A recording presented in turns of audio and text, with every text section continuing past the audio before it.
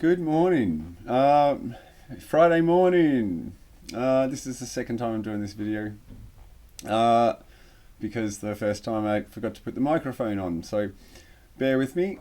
I'm basically going to show you all. I'm going to explain to you what happened to me this morning. I was woken again with vibration to the feet, legs, and chest. And after, I'd had a shower and everything and gone to bed. I'd shaken out my bedding and stuff during the day. It was all clear. And basically I was awoken. And yeah, this is what I was experiencing. And you can see here, this is what I captured basically. And so yeah, what are these? Micro strands, the micro strands, right? So somehow they make their way into my bed every night. Obviously some form of military tech, nanotech, micro tech, strands, which I don't know what their purpose is, but I know the effects that they create. And they create pulsed sensations. They create static fields, vibration, very uncomfortable. I recently did an article, actually, my last article was on, the terraforming, because this is the stuff we can see, the terraforming of the human body, and so this is where we're going. It's like part of this transhuman agenda. Look at this one, moving. And so it's part of the transhuman agenda, which is to terraform the human body with highly conductive elements, making them addressable. Now, a lot of people think it's all nanobots and stuff like that. Now, this may be the case, there may be some of that, but I think it's self-assembling graphene-based structures. They snap together. They snap together in aqueous solutions and form these sort of strands. These I think are antennas repeaters. This is the stuff, as I said, we can see. If you look closely at this, these strands, the thickest of them would be no more than 1/10 of a hair. So I'll just stop it on there. So you can see these very thick ones. They'd be 1/10 of a hair. So they might be like nanotubes, which are then snapped together again to form these ribbon structures, micro ribbons, and these can act very well as a millimeter wave antenna. So your millimeter waves and so on would pick up the reception these would pick up very well. That's that sort of wave. And again, this isn't for transmitting of data. This is transmitting of energy. Essentially, these little elements can attach themselves. If you breathe them in, they can actually end up in your bloodstream through various mechanisms, and maybe this is why they pulse them when they're in your body. And they break the blood vessels, and they'll get into the bloodstream, and then they'll make their way on up into your brain, up into your soft tissues, your kidneys, your liver, your lungs, throughout the whole body, essentially. And then once they're on, the sensations they give on the skin are uncomfortable. But what I'm finding is I go to bed clean and I'll shake everything out and I can do tests. So I do tests. I'll get a tissue and I'll wipe it over my surface of my skin after a shower, and I'll see that there's very few of these, if any. And then by the time I lay down for 3 hours, and I'll wake up with vibrating completely, and then I get... So what we're looking at the moment, what you're actually looking at, is just a piece of one of these. Now, what is this? This is a lint roller. This is a little trick that you learn when you are being inundated with this junk. Lint roller. Someone told me to use one of them. They said that because I started using gaffer tape. But lint rollers, right? Great, because you get feeling the vibration all over your skin. You just go over and it's like boom. And then all of a sudden you realise, I was like, oh, that's going to be really interesting to look at under the microscope. That's what you're looking at right now. Okay? And so these come off it. So those you use them once, and then you pull that off. That rolls off, and then you get the next layer of sticky, right? Excellent, cheap and effective. So I woke up with this vibration, the feet pulsed vibration, all through the legs, feet, and everything. I got one of these lint rollers. I went over it, and that's what was on there.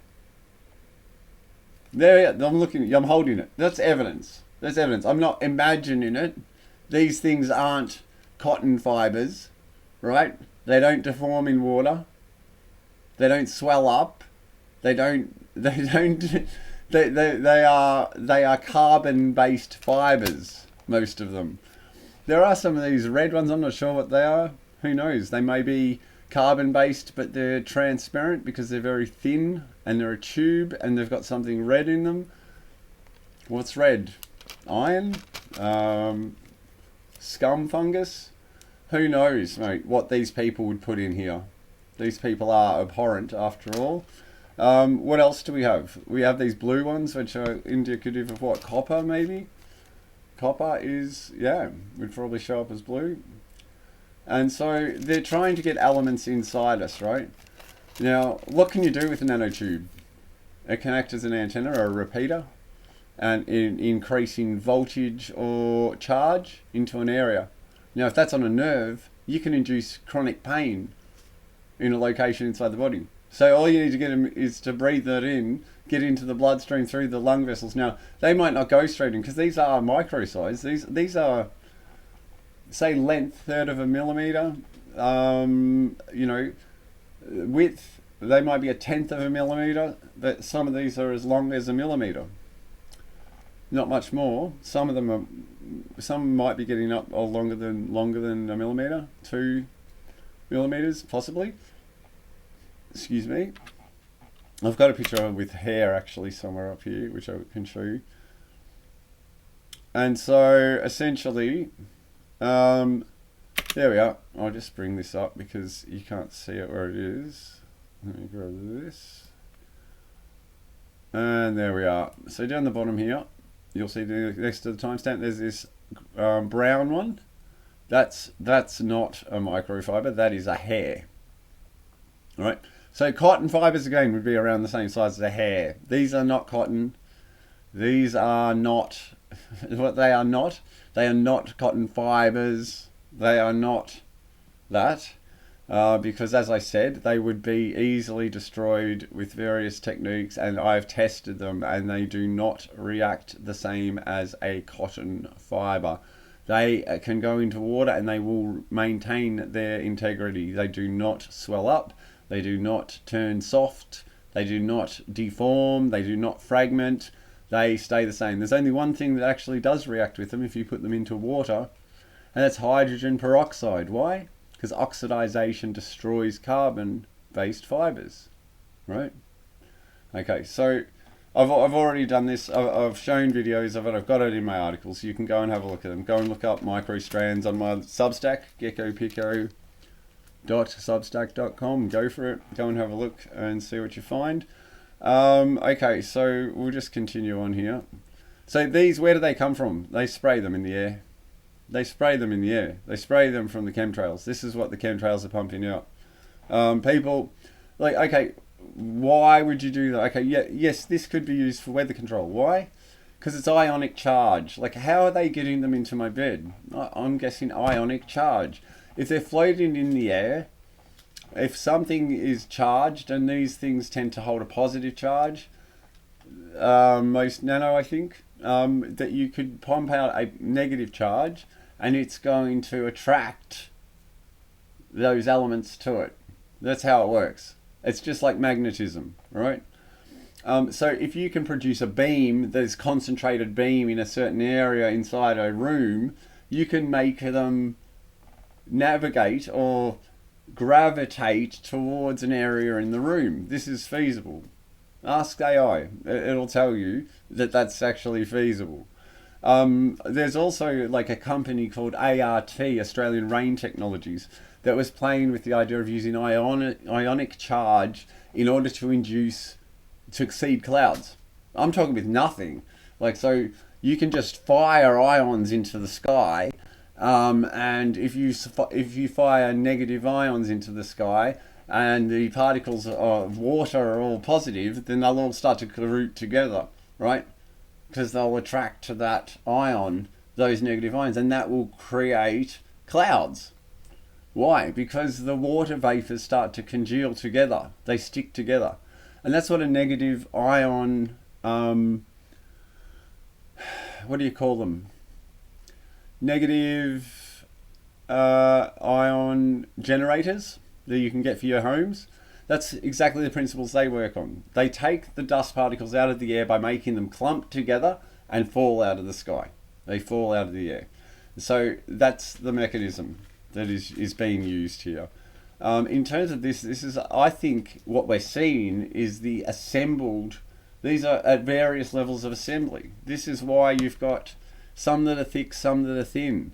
Look at this one. It's like nearly like you nearly can't see it. And then there are those that are thinner than this that we cannot see. They just look like dirt. Like they just look like a smudge on this. And see how this is off colored? That's probably all other dust particles. They're all tiny little, truly nano scale. And that's what they're pumping out. But I believe then these have a self-assembling, as Gatesy just dropped into one of his interviews at one time, the vaccines have a lot of different elements. Some of them self-assembling, he says, just off the cuff, right? He just drops it into the middle of an interview. And this is what he's talking about. Now, I've seen this stuff in substances where it's been mixed in water, hot water, and the water starts off clear. And so you've taken a wipe off a table, you put it in, the water starts off clear, and then you leave it for 20 minutes, or you watch it. I've even recorded this, and it's gone from just this clear water, and then all of a sudden these strands are formed. I've done this with town water. I've taken it out of the tap, I've put it into a sealed container overnight. I've looked at it first, clear. I've set it overnight and looked at it in the morning, and then there's these strands are in it. These same strands. They have built overnight from nothing. From what? Not from nothing. No, there is graphene oxide. Nanoparticles. Now you can put a heap of nanoparticles in water and it will not change colour. You can put a heap of them. You put a heap of this graphene stuff in there and it won't change colour. Only when it starts to form will you start to see that there's something in there. And so they attract together and they build. What do they build? They build strands first, that is end-to-end connections. Now that's still too thin for us to see. Even with a good microscope, 1000x, you still won't see it. But then those strands will form more complex structures. Ribbons, they join together. Tubes, ribbons. So you go from strands to tubes, and then from tubes to ribbons. So the strands create a tube, you get lots of those strands around, like and then from there you take those strands, the tubes and the tubes join together, and they'll create what is a ribbon. They'll just all join and create a ribbon. And that's what we're looking at here, micro ribbons, because they've assembled to that point. Excellent antennas. They'll hit them and they will emit a current. They'll pick up that EMF and they'll emit a current. If they are on your nerves, if they are in your brain, they can induce a charge on them. A charge on your nerves, it's going to cause pain. A charge in your brain, well, you could do a lot with that, especially if you can target the brain. Now, at the moment, our beams probably aren't tight enough to do really focused modulation of the brain in 5G even. But when we get to 6G, that's a whole nother story. And that, my friends, is what I'm terrified about. Because I'm watching the effects they already can do on people. And they can change your mood. And they can change, they can affect so many things. But when we start to really get these focus beams happening. Now, that is going to be extremely disturbing. What is possible with the populace then? All right. So let me just continue here. I'm rattling on. I don't want us to go for too long. I'll just play this through a little bit, but I'm going to tell you my story. I was going to play my story from this morning, but I think I might skip on it. Essentially, I went to bed. It was probably 1 o'clock. I woke by 4 o'clock. Vibrations throughout the lower. I was just on top of the bed with a blanket over me.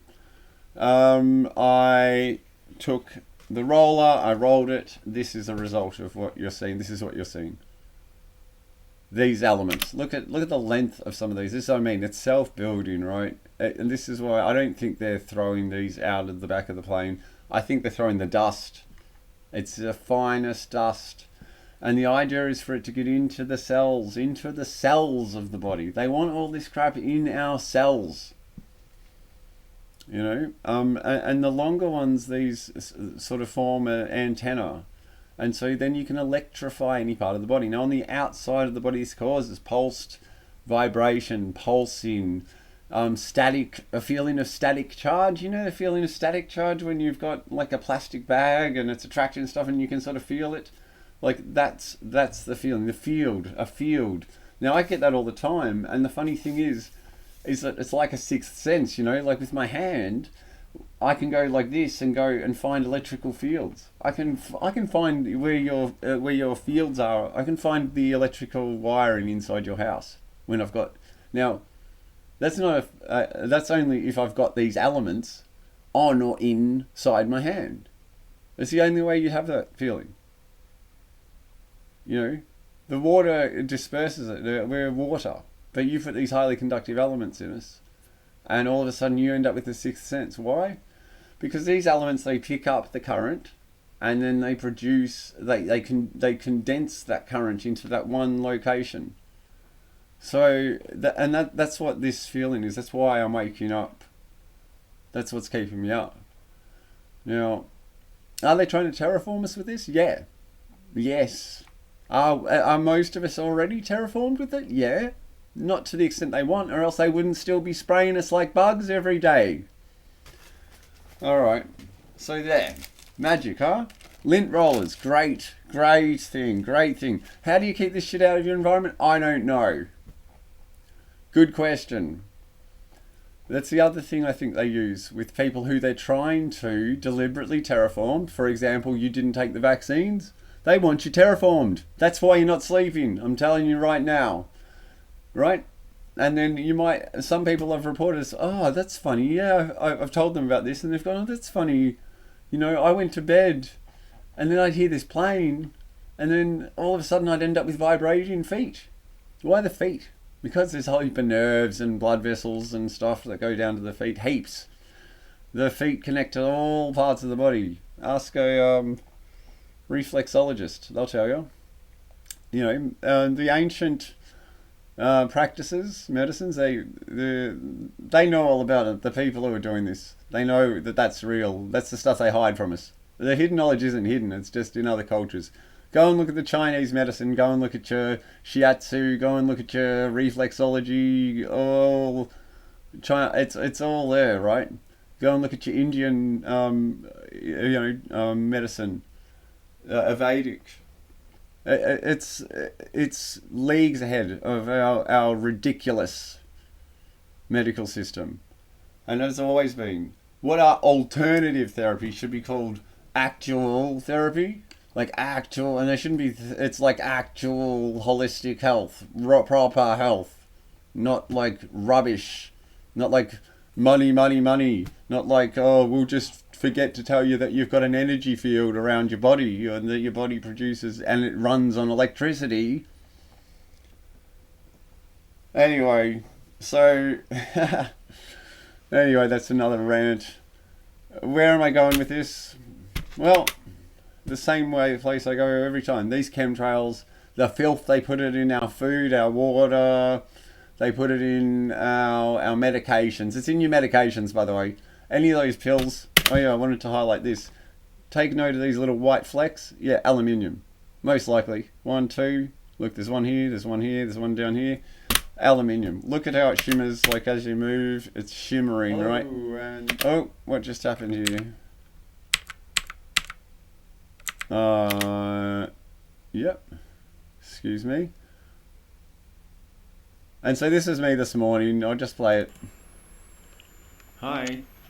Yeah, I think it's the 21st or 22nd. 22nd of May in the morning. I got woken around 4:30. I've been up dealing with all the nano that ended up all over me again. Now I've got a door seal. I don't think much is coming in through the door, but yeah, this is what happened. I woke up and I was vibrating all through the feet, through a little bit through the body, mostly feet and legs. I wasn't in my sleeping bag today. I was outside my EMF sleeping, but I'd fallen asleep in my clothes, which hadn't been fully washed for a bit. So, and they'd been worn outside. So I believe they would have had quite a number of little elements in them.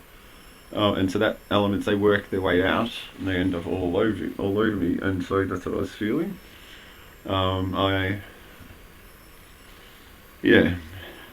I basically had the sleeping bag I had over the top of me also seemed to be covered and filled with all this stuff again, even though I've shaken it out not that long ago. The cushion that was right next to me, like next to my chest, I felt a field coming off it, and I was like, wow, that's weird. It feels like it's got a field. Now, these cushions I retrieved from the garage, which was basically has a gap under it and was probably full of a lot of this dust. I washed the cases, but I didn't wash the pillows. The pillows are full of all this synthetic lint. And it basically had a massive field emanating off it. And when I ran my fingers over the pillow, I could see giant sparks coming off, like trails of my fingers as I ran it along, which is the same sparks I saw that time when I hit my head with my hands and all these sparks flew off, as though I'd just exploded all these little things that were charged. There's some little charged particles that are emanating in a massive static field. And so yeah, I'm running my fingers along this thing and it's just full of sparks. Like the cushion next to me was emanating. I could feel it. It had a field around it. And so I think it was full of those nanoparticulates. And yeah, probably from being in the shed for so long, they'd soaked in, they'd go in through the cushion cover and into the actual, what do you call it? It was a synthetic filling. And so, yeah, and I tried it with the other cushion, like the one next to me, so the little one wasn't doing the same thing. So it might have been, this one might have been sitting top up and maybe it's vibrated in and permeated it sort of thing. So I need to look into ways of actually clearing the crap out of that. I got up, I shook out my bedding and it was full. My undies, they were full as well. They always end up full. I could feel it all crawling around my crotch and stuff.